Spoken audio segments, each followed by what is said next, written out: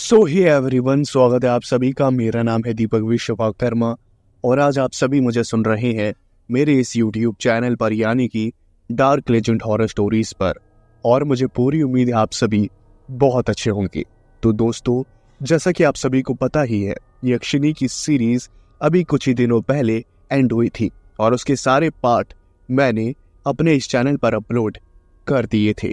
उसके बाद मैंने कम्युनिटी पोस्ट किया था जिसमें मैंने आप सभी को बताया था कि next series vampire versus werewolf की होने वाली है और आज मैं उसी सीरीज की शुरुआत करने वाला हूं।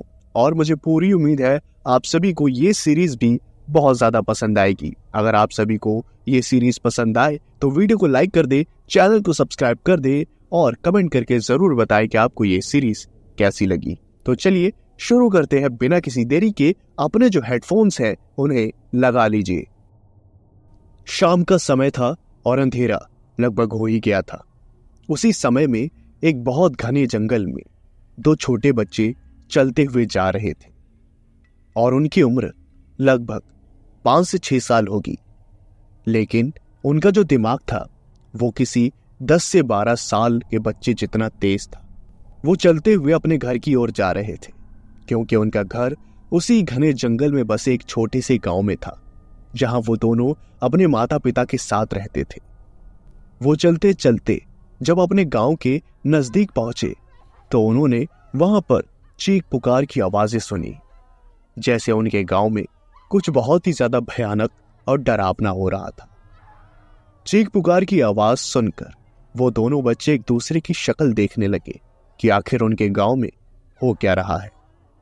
उसके बाद वो दोनों भागते हुए अपने गांव के अंदर गए तो वहां का नजारा दोनों की रूह खपा देने के लिए काफी था।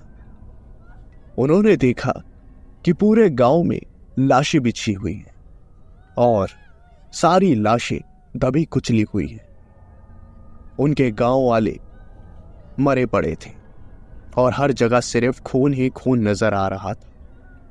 ये सब देखकर वो दोनों बच्चे बहुत ही ज्यादा घबरा गए कि आखिर ये उनके गांव में हुआ क्या।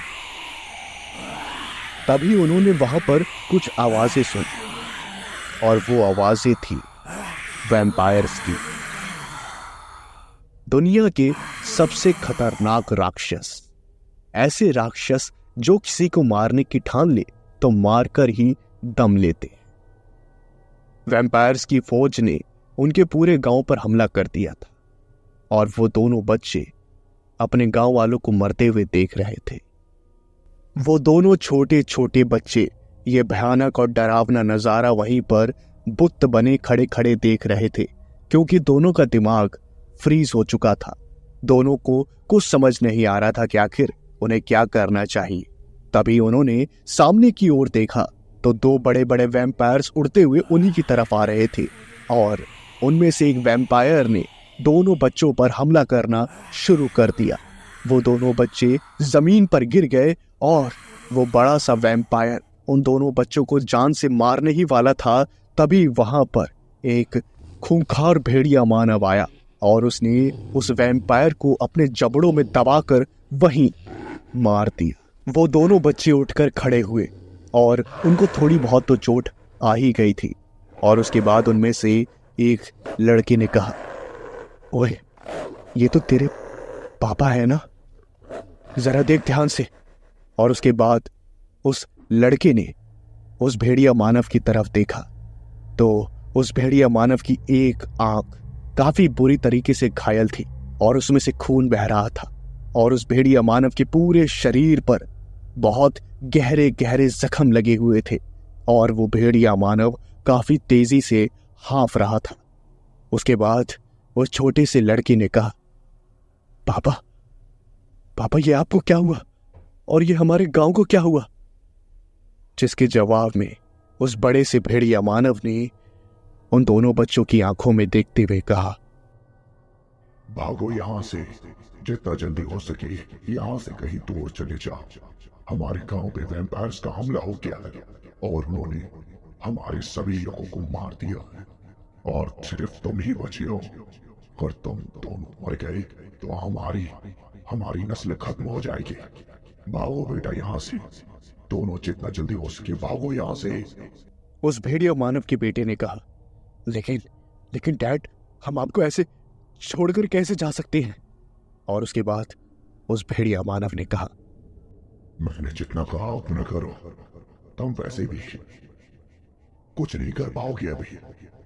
तुम दोनों अभी बहुत छोटी हो, इसलिए समझदारी यही है, तुम दोनों भाग जाओ यहाँ से और अपनी जान बचाओ। उसके बाद वो भेड़िया मानव ये बात कह ही रहा था, तभी वहां पर कई सारे वैम्पायर्स की फौज आ गई और उन सभी के हाथ में भेड़िया मानवों के सर थे। और उसके बाद वो सभी वैम्पायर्स हंसने लगे। उन वैम्पायर्स की हंसी को सुनकर वो जो भेड़िया मानव था वो और भी ज्यादा गुस्से में आ गया और उसने उन दोनों बच्चों से कहा, मैंने जितना कहा उतना करो, इन्हें मैं रोकता हूँ, बाकी तुम निकलो यहाँ से।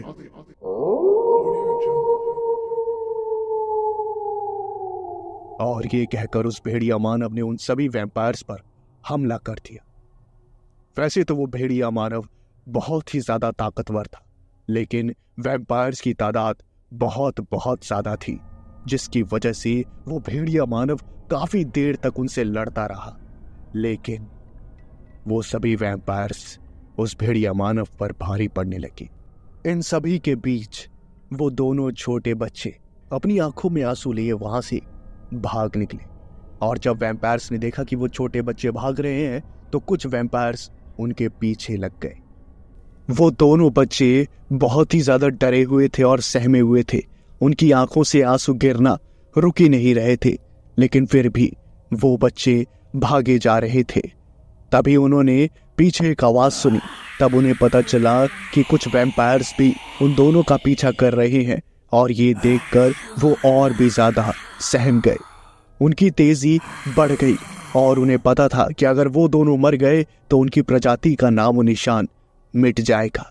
वो अपने आप को बचाने के लिए पूरी जी जान लगा रहे थे, लेकिन तभी मानो उनकी किस्मत ने उनका साथ छोड़ दिया, क्योंकि आगे का रास्ता खत्म हो गया और उसके बाद एक गहरी खाई थी।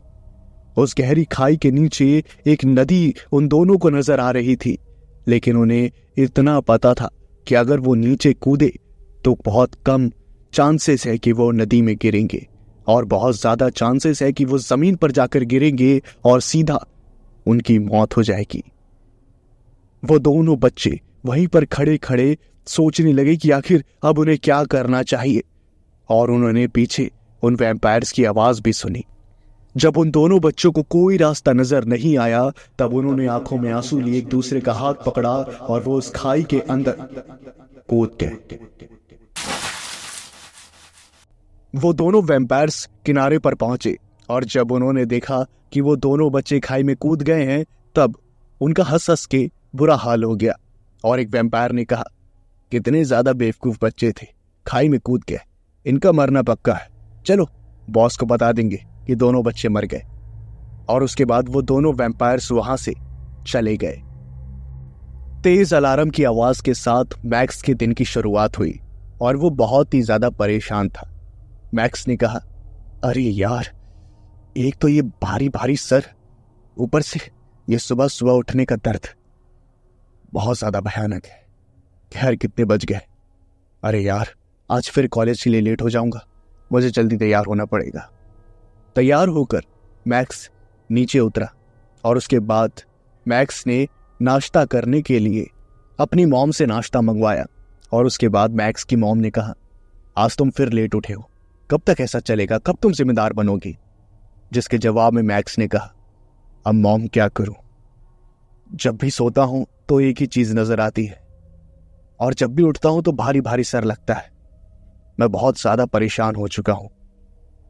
और उसके बाद मैक्स की मॉम ने मैक्स के सर पर हाथ रखकर कहा, तुम बार बार उसी सपने के बारे में सोचते हो, तभी वो सपना तुम्हें बार बार नजर आता है, उस सपने को भूल जाओ, समझे तुम? और उसके बाद मैक्स ने कहा, आप तो ऐसे कह रही हो जैसे मैंने कभी उसे भूलने की कोशिश नहीं करी। मैं चाहे जितनी भी कोशिश कर लूं, वो सपना मुझे आता रहता है और जब भी ये सपना मैं देखता हूं तो और जब भी उठता हूं तो मेरा सर हमेशा मुझे भारी महसूस होता है। ऐसा लगता है जैसे ये सब सपना नहीं है। जब भी मैं सोता हूं और वो सपना मेरी आंखों के सामने होता है तो मुझे ऐसा लगता है कि मैं सपना नहीं बल्कि अपना अतीत देख रहा हूं। मैक्स की मॉम ने कहा, चलो अब ज्यादा बकवास मत करो और नाश्ता करो। उसके बाद मैक्स ने कहा, अच्छा मॉम, मुझे एक बात बताओ, आप मेरी असली मॉम है ना? मेरा मतलब है आपने ही मुझे जन्म दिया है ना? जैसे ही मैक्स ने ये बात कही तब मैक्स की मॉम की आंखों में आंसू आ गए और उन्होंने कहा, अच्छा तो तुम्हें अब मुझ पर शक होने लगा है कि मैं तुम्हारी मां नहीं हूं। समझ गई। अब बड़े हो गए हो ना, अब मेरी जरूरत खत्म हो चुकी है, इसलिए अब तुम्हारे दिमाग में ये सारी बातें आ रही हैं। कोई बात नहीं, बच्चे बहुत जल्दी बड़े हो जाते हैं।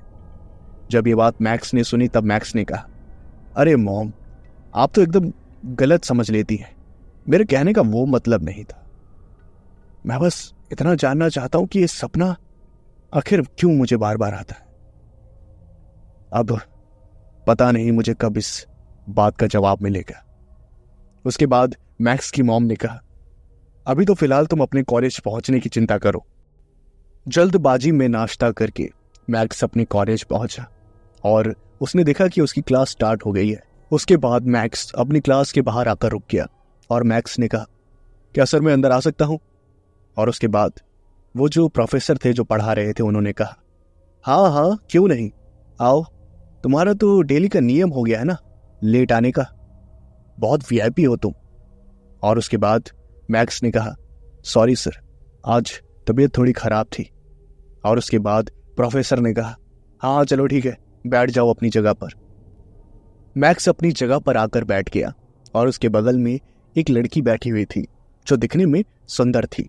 और उस लड़की ने कहा, तुम्हें क्या रोज डांट खाने में अच्छा लगता है?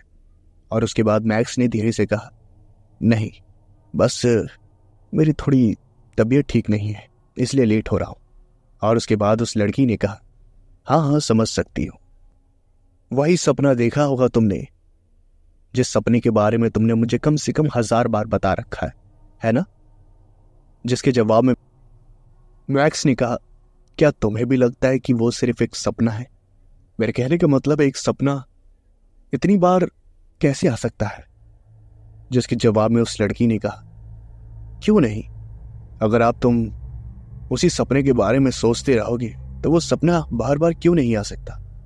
मैं तो कहती हूं तुम्हें किसी अच्छे से मनोवैज्ञानिक से मिलना चाहिए, वही तुम्हारी कुछ मदद कर सकता है। और उसके बाद उस मैक्स ने कहा, मुझे लगता है कि तुम मुझे पागल समझ रही हो, है ना? तभी तुम कहती हो कि मुझे मनोवैज्ञानिक के पास जाना चाहिए। जब उस लड़की ने बात सुनी तब उसने कहा, तुम मुझे हमेशा गलत समझते हो। और वो दोनों आपस में बात कर ही रहे थे तभी वहां जो प्रोफेसर पढ़ा रहे थे उन्होंने दोनों को बात करते हुए देख लिया। और उस प्रोफेसर ने कहा, हेलो, तुम दोनों, तुम्हें बात करने का बहुत शौक है ना? बाहर निकलो दोनों। और उसके बाद क्रिस्टी और वो मैक्स दोनों अपनी जगह पर खड़े हुए। मैक्स ने कहा, आई एम सॉरी सर, आगे से ऐसी गलती नहीं होगी। और वो जो प्रोफेसर थे उन्होंने कहा, एक तो तुम लेट आते हो, उसके बाद यहां क्लास में आकर बात करते हो। तुम्हारा मन है पढ़ने का कि नहीं? अगर नहीं है तो कॉलेज छोड़ दो, समझे तुम? और उसके बाद मैक्स ने कहा, सॉरी सर, आगे से नहीं होगा। जिसके जवाब में उस प्रोफेसर ने कहा, मैंने एक बार कहा ना, तुम दोनों बाहर निकलो। क्रिस्टीन और मैक्स दोनों क्लास के बाहर आ गए और मैक्स ने कहा, क्या जरूरत थी तुम्हें बोलने की? हाँ, इतना ज्यादा बोलती हो तुम, तुम्हारी वजह से मुझे क्लास से बाहर निकाल दिया गया। क्रिस्टीन ने कहा, तो अच्छा तो हुआ, अब हम दोनों इधर उधर घूम सकते हैं, चलो घूमते हैं, मजा आएगा। मैक्स ने कहा, तुम्हें तो बिल्कुल भी शर्म नहीं है। क्रिस्टीन ने कहा, अच्छा मुझे एक बात बताओ, आने वाली छुट्टियों में क्या करने वाले हो तुम? और उसके बाद मैक्स ने कहा, करना क्या है, पढ़ाई करूंगा ताकि एग्जाम अच्छे से क्लियर हो, इससे ज्यादा क्या करना है। जिसके बाद क्रिस्टीन ने कहा, अरे हमेशा पढ़ाई। अब मेरी बात सुनो, मैं तुम्हें एक बात बताती हूँ। मैं सोच रही हूँ ना कि हम दोनों कहीं घूमने के लिए जाएं, किसी अच्छी सी जगह पर, हाँ, किसी एडवेंचरस जगह पर जहाँ बहुत मजा आए। और उसके बाद मैक्स ने कहा, एडवेंचरस जगह पर, वो भी हम दोनों? तुम्हारा दिमाग खराब हो गया है क्या? मुझे नहीं जाना और ना ही मुझे इंटरेस्ट है, समझी तुम? क्रिस्टीन ने कहा, अरे मेरी बात तो सुनो। अब हम कितना टाइम हो गया बस पढ़ाई कर रहे हैं, थोड़ा सा तो ब्रेक लेना चाहिए ना। वैसे भी हम दोनों दोस्त हैं, कभी कभार तो घूमने के लिए जा ही सकते हैं। मैक्स ने कहा, ठीक है, मैं सोच के बताऊंगा। कॉलेज खत्म हुआ, उसके बाद मैक्स अपने घर पर आया। रात के वक्त डिनर करते हुए मैक्स उसी बारे में सोच रहा था कि आखिर उसे छुट्टियों में क्रिस्टी के साथ घूमने के लिए जाना चाहिए या नहीं जाना चाहिए। और ये सब देखते हुए मैक्स की मॉम ने कहा, क्या हुआ, तुम कुछ सोच रहे हो? और मैक्स ने कहा, हाँ मॉम, हमारे कॉलेज में एक लड़की है और उसका नाम क्रिस्टी है। वो कह रही है कि आने वाली छुट्टियों में मैं उसके साथ कहीं घूमने के लिए चलूं, और मैं यही सोच रहा हूं कि मुझे घूमने जाना चाहिए या नहीं। मैक्स की मॉम ने कहा, ओहो लड़की, तुम तो बहुत जल्दी बड़े हो गए, अगर ऐसी बात है तो तुम्हें जाना चाहिए। और उसके बाद मैक्स ने कहा, आपको भी ऐसा लगता है कि मुझे उस लड़की के साथ जाना चाहिए घूमने के लिए? मैक्स की मॉम ने कहा, हाँ क्यों नहीं, अब तुम्हारी उम्र हो गई है, तुम्हें घूमना फिरना चाहिए, दुनिया देखनी चाहिए, तभी तो तुम अपने जीवन को अच्छी तरह से जी पाओगे। रही बात उस लड़की की, तो अगर वो अच्छी है, कोई खराब ही नहीं है उसके अंदर, तो तुम जाओ उसके साथ। और उसके बाद मैक्स ने कहा, खराबी तो नहीं है, अच्छी लड़की है, अगर आप कहती हैं तो ठीक है, आने दो, छुट्टियां शुरू होने दो तो जाता हूं उसके साथ। और उसके बाद मैक्स की मॉम ने कहा, देखा, मैंने कहा था ना, तुमने कहा वो अच्छी लड़की है, इसका मतलब तुम उसे पसंद करते हो। मैक्स ने कहा, अरे मॉम, आप तो पता नहीं कौन सी बात को क्या समझ लेती हैं। और उसके बाद मैक्स की मॉम ने कहा, मैं बहुत अच्छे से समझती हूँ, समझे, तुम्हें वो पसंद आ रही है तो इन फ्यूचर क्या पता, हो सकता है वो तुम्हारी वाइफ बने। खैर, इस बारे में मैं अभी कुछ ज़्यादा तो नहीं बोलूँगी, मैं तो यही बोलूँगी कि तुम्हें दुनियादारी देखनी चाहिए, इधर उधर घूमना फिरना चाहिए, और हो सकता है जब तुम घूमो फिरो और दुनियादारी देखो तो जो तुम्हें सपना आता है वो अजीब सा, उससे तुम्हारा पीछा छूट जाए। जिसके बाद मैक्स ने कहा, अगर ऐसा है तो मैं पक्का घूमने के लिए जाऊंगा, मुझे उस सपने से छुटकारा चाहिए। पता नहीं आज रात भी अगर वो सपना आ गया तब वापस मेरी हालत खराब हो जाएगी। और उसके बाद मैक्स की मॉम ने मैक्स के सर पर हाथ रखा और मैक्स की मॉम ने कहा, चिंता मत करो, सब ठीक हो जाएगा जल्दी।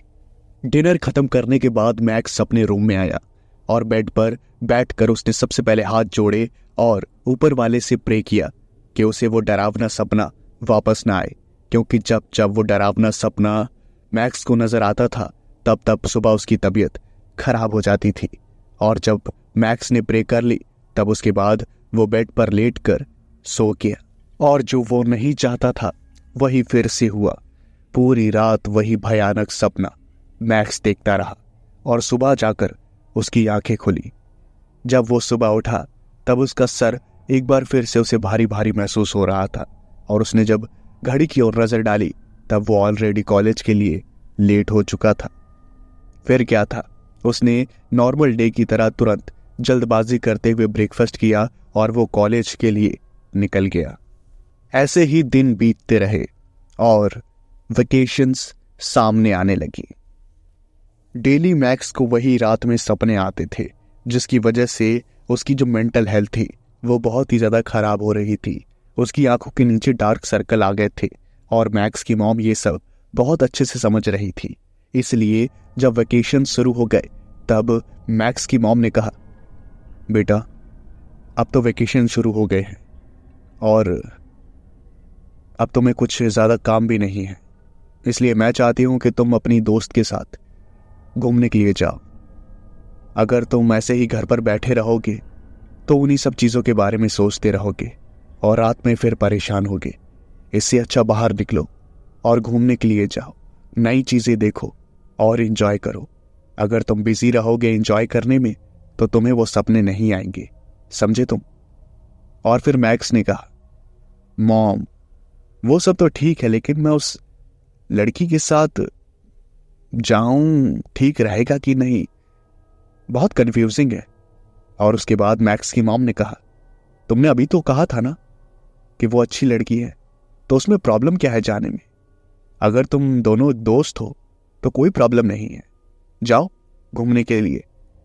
मैक्स ने जब ये बात सुनी तब मैक्स ने हाँ में सर हिलाया, क्योंकि वो भी बहुत ही ज्यादा परेशान हो गया था उन सपनों से। उसने सोचा कि अगर उसकी मॉम जो कुछ भी कह रही है वो सच हुआ तब उसे बहुत राहत मिलेगी। मैक्स ये सब सोच रहा था तभी उसका फोन बजने लगा, और जब मैक्स ने अपना फोन खोल कर देखा तो कॉल और किसी का नहीं बल्कि क्रिस्टीन का था। उसके बाद मैक्स ने कॉल पिकअप किया तो सामने से आवाज आई, अरे वेकेशन शुरू हो गए हैं, हम दोनों को घूमने जाना था ना, तुमने तो ना ही कॉल किया ना कुछ, अब बताओ कब चलना है? जिसके बाद मैक्स ने कहा, मुझे कोई आइडिया नहीं है, मैं कभी ज्यादा दूर घूमने के लिए गया नहीं हूं, तो जैसा तुम्हें ठीक लगे वैसा करो।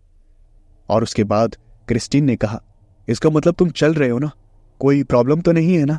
और फिर मैक्स ने कहा, नहीं मैं चल रहा हूं तुम्हारे साथ, लेकिन तुम्हारे साथ कोई और तो नहीं आ रहा ना, क्योंकि मुझे अनजान लोगों से बहुत अजीब लगता है। और फिर क्रिस्टीन ने कहा, नहीं नहीं, तुम्हारे अलावा कॉलेज में मेरा और कोई दोस्त नहीं है, चिंता मत करो, हम दोनों ही चलेंगे, ठीक है?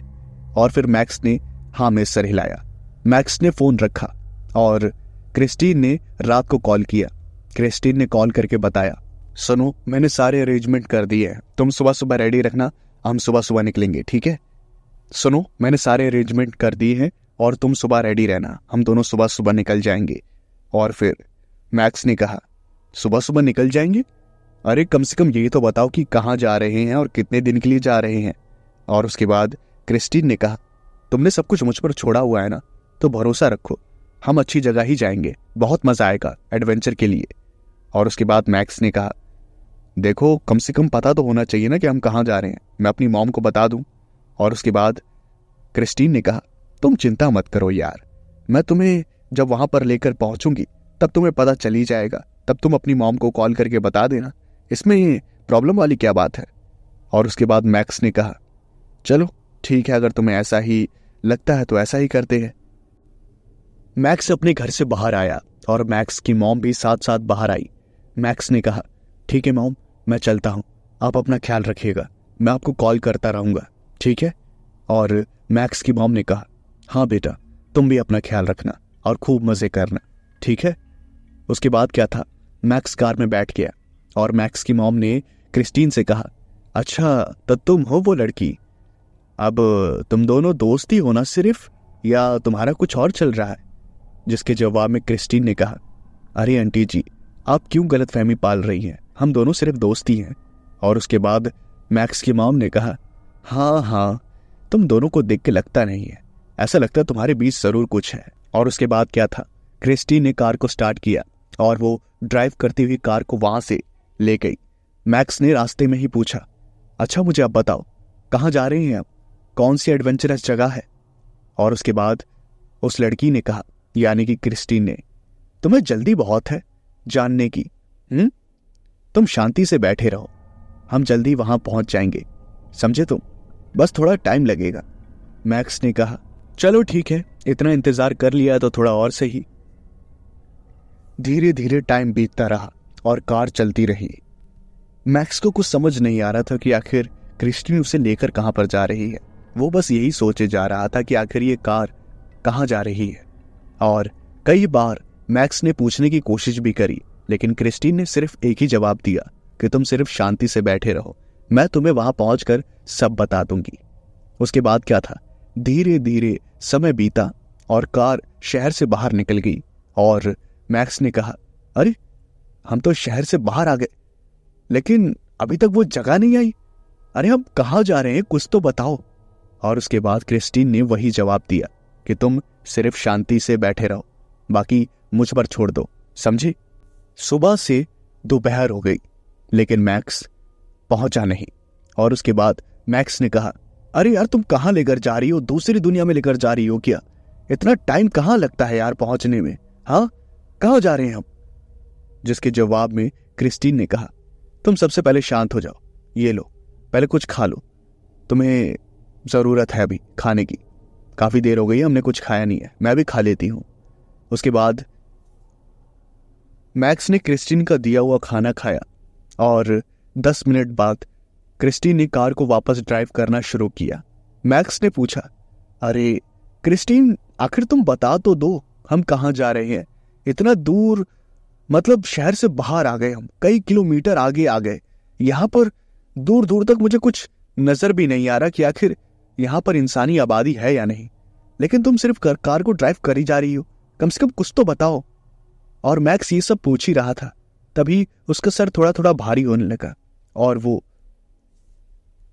बहुत ज्यादा थका थका महसूस करने लगा खुद को, इसलिए वो वहीं पर बैठे बैठे सो गया। जब मैक्स की आंखें खुली और उसने अपने आसपास देखा तो उसे नजर आया कि उसकी गाड़ी किसी भयानक से जंगल के बीचों बीच खड़ी है और उसने बगल में देखा तो क्रिस्टीन भी वहां पर नहीं थी। ये सारी चीजें बहुत ही ज्यादा अजीब थी, इसलिए मैक्स ने आवाज लगाई, क्रिस्टीन, क्रिस्टीन, कहाँ हो तुम? लेकिन बदले में कोई जवाब नहीं आया। और उसके बाद मैक्स कार से बाहर उतरा। उसने आसपास देखा तो उसे जंगल के अलावा कुछ नजर नहीं आ रहा था। वो यही सोच रहा था कि आखिर ये क्रिस्टीन उसे कहाँ लेकर आ गई। और तभी उसके कंधे पर किसी ने हाथ रखा। जैसे ही मैक्स ने पीछे मुड़कर देखा तो पीछे और कोई नहीं बल्कि क्रिस्टीन ही थी। क्रिस्टीन को देखकर मैक्स ने कहा, तुम्हारा दिमाग खराब है? तुम इतनी दूर ड्राइव करके मुझे यहां इस जंगल के बीचों बीच लेकर आई हो? हाँ? ये बात जैसे ही क्रिस्टीन ने सुनी तब क्रिस्टीन ने कहा, अरे तुम सबसे पहले शांत हो जाओ, मुझे पता था तुम भी धोखा खा ही जाओगे। और मैक्स ने कहा, अरे क्या बोलना है, मुझे आंखों से सब नजर आ रहा है। तुम मुझे हमारे घर से इतना ज्यादा दूर शहर से बाहर इस जंगल में लेकर आ गई हो। तुम्हारा दिमाग खराब है, रात होने वाली है और अब हम यहां से कहां जाएंगे, कहां रात गुजारेंगे, तुम्हें कुछ पता भी है? और फिर क्रिस्टीन ने कहा, सबसे पहले तुम शांत हो जाओ, मेरी बात सुनो। ये जो जंगल तुम देख रहे हो ना, मानती हूं ये जंगल है, लेकिन इस जंगल के अंदर एक बहुत ही अच्छा रिजॉर्ट है जो नेचर थीम पर बेस्ड है, समझे तुम? और वो रिजॉर्ट बहुत ही ज्यादा अच्छा है और हम वहीं पर अपनी वेकेशंस को बिताने वाले हैं। बहुत मजा आएगा वहां पर हम तरह तरह की एक्टिविटीज कर सकते हैं। और फिर मैक्स ने कहा, अच्छा तो इस जंगल के बीचों बीच एक रिजॉर्ट है? वाह, क्या मेरे माथे पर कहीं बेवकूफ लिखा है? और फिर क्रिस्टीन ने कहा, मुझे पता था तुम मेरा यकीन नहीं करोगे, लेकिन मैं यहां आ चुकी हूं और मुझे सारी चीजें पता है यहां पर, इसलिए तुम घबराओ मत और चलो मेरे साथ। उसके बाद मैक्स ने कहा, चलो ठीक है।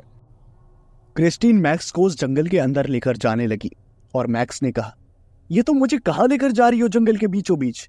अगर यहां पर सच में कोई रिजॉर्ट है तो यहां कोई प्रॉपर रास्ता क्यों नहीं बना हुआ? और उसके बाद क्रिस्टी ने कहा, तुम चुपचाप चलोगे या नहीं? बस लड़ाई करे जा रहे हो। मैं तुम्हें कह रही हूं ना, मैं यहां पर आ चुकी हूं। थोड़ा प्रॉब्लम होता है, वो बहुत अंडररेटेड रिजॉर्ट है, समझे तुम? ज्यादा लोग उसके बारे में नहीं जानते, इसलिए तुम सीधा मेरे साथ चलो, समझे? किसी भी बात की कोई परवाह मत करो, जैसे जैसे मैं चल रही हूं वैसे वैसे चलो। और फिर मैक्स ने कहा, चलो ठीक है, और अगर रिजॉर्ट मुझे नहीं मिला तो देख लेना, मुझसे बुरा कोई नहीं होगा। और उसके बाद क्रिस्टीन और वो मैक्स दोनों जंगल के अंदर घुस गए और चलने लगे। 1 किलोमीटर अंदर जाने के बाद भी मैक्स को वहां पर रिजॉर्ट का नाम निशान नजर नहीं आ रहा था। और फिर मैक्स ने कहा, यहां तो रिजॉर्ट के नाम पर कुछ भी नहीं है, सिर्फ जंगल पे जंगल, चल चल के हालत खराब हो गई, अब कहां है रिजॉर्ट? और फिर क्रिस्टीन ने कहा, यहीं पर है, बस थोड़ी दूर और, 2 मिनट का रास्ता और है। और उसके बाद मैक्स चलने लगा। मैक्स को बहुत ही ज्यादा गुस्सा आ रहा था, लेकिन वो क्या कर सकता था? क्रिस्टीन एक लड़की थी और मैक्स किसी लड़की से ज्यादा बदतमीजी से बात नहीं कर सकता था, इसलिए वो सारी चीजें सहता हुआ उसके साथ चले जा रहा था। तभी क्रिस्टीन के पैर जो थे वो रुक गए और मैक्स ने कहा, क्या हुआ, तुम रुक क्यों गई, कहाँ है रिजॉर्ट? जिसके जवाब में क्रिस्टीन ने कहा, मुझे वहां कोई नजर आ रहा है, मैक्स ने जब उस डायरेक्शन में देखा तो उसे एक आदमी नजर आया और वो आदमी बहुत ही ज्यादा क्रीपी सा लग रहा था। उसके कपड़े बहुत ही ज्यादा पुराने से थे, फटे हाल जैसे, और उसके हाथ में कुछ था। क्रिस्टीन ने कहा, ये कौन है? दिखने में तो बहुत ही ज्यादा अजीब लग रहा है। और उसके बाद मैक्स ने कहा, मुझे तो लगता है कोई बेघर है, इसके पास घर वगैरह नहीं होगा तो यहीं जंगल में रहता है, चलो रिजॉर्ट की तरफ चलते हैं। मैक्स ये सब बोल ही रहा था, तभी अचानक से उस आदमी ने अपने हाथों से क्रिस्टीन और मैक्स को अपने पास बुलाने का इशारा किया और मैक्स ने कहा, यह तो हमें अपने पास बुला रहा है। जिसके जवाब में क्रिस्टीन ने कहा, मुझे ये ठीक नहीं लग रहा, हमें यहां से चलना चाहिए, चलो। और मैक्स और क्रिस्टीन दोनों वहां से आगे बढ़ने लगे। तभी वो जो आदमी था क्रीपी सा, वो पागलों की तरह उनकी तरफ आने लगा। उस आदमी को अपनी ओर आता हुआ देखकर दोनों की रूह कांप गई थी। दोनों अंधों की तरह बस भागे जा रहे थे। तभी क्रिस्टीन का पैर एक चीज पर फंस गया और वो जमीन पर धड़ाम से गिरी। मैक्स ने क्रिस्टीन को उठाने की कोशिश करी और उसने जो देखा उसे देखकर मानो मैक्स की पैंट लगभग गीली ही हो गई। मैक्स ने देखा कि क्रिस्टीन का पैर एक इंसानी लाश के अंदर फंस गया था और वो लाश सड़ी हुई थी और उसमें कीड़े भी लगे हुए थे। ये देखकर क्रिस्टीन जोर जोर से चिल्लाने लगी और मैक्स ने कहा, तुम शांत हो जाओ, वरना उसे पता चल जाएगा कि हम इस डायरेक्शन में आए हैं, तुम शांत हो जाओ। उसके बाद बहुत मुश्किल से मैक्स ने क्रिस्टीन का पैर उस सड़ी हुई लाश से अलग किया और क्रिस्टीन रोने लगी। मैक्स ने कहा, तुम मुझे यहां लेकर आई हो? ये रिजॉर्ट है कोई? यहां पर लाशें मिल रही हैं और वो क्रीपी सा अजीब सा आदमी, मुझे बहुत अजीब लग रहा है। हमें यहां जंगल से निकलना पड़ेगा।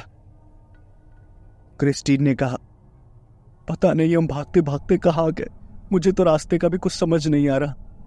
सब मेरी गलती है, सब मेरी गलती है, मैं तुम्हें यहाँ लेकर आई, मुझे माफ कर दो, मुझे माफ कर दो। तुम एक काम करो, तुम मुझे यहाँ छोड़कर चले जाओ, मैं अपना देख लूंगी, तुम अपनी जान बचाओ। और ये बात सुनते ही मैक्स ने कहा, तुम सबसे पहले मेरा दिमाग खराब मत करो, समझी तुम? कैसे छोड़कर चला जाऊं तुम्हें यहाँ पर मरने के लिए? मैं ऐसा इंसान नहीं हूं, समझी तुम? पता नहीं तुम्हारा मकसद क्या था मुझे यहां लेकर आने का। और फिर क्रिस्टीन ने रोते हुए कहा, मैं तो बस तुम्हें यहां पर जो रिजॉर्ट मौजूद है बस यहां लेकर आना चाहती थी और एंजॉय करना चाहती थी वेकेशंस। लेकिन उस आदमी से बचने के चक्कर में पता नहीं हम किस डायरेक्शन में भागते हुए आ गए। अब तो रास्ते का भी कुछ समझ नहीं आ रहा, ये बहुत ही घना जंगल है, पता नहीं अब क्या होगा। अब क्या मैक्स क्रिस्टीन को लेकर सही सलामत उस जंगल से बाहर निकल पाएगा? कौन है वो अजीब सा दिखने वाला क्रीपी सा आदमी? जानिए अगले पार्ट में।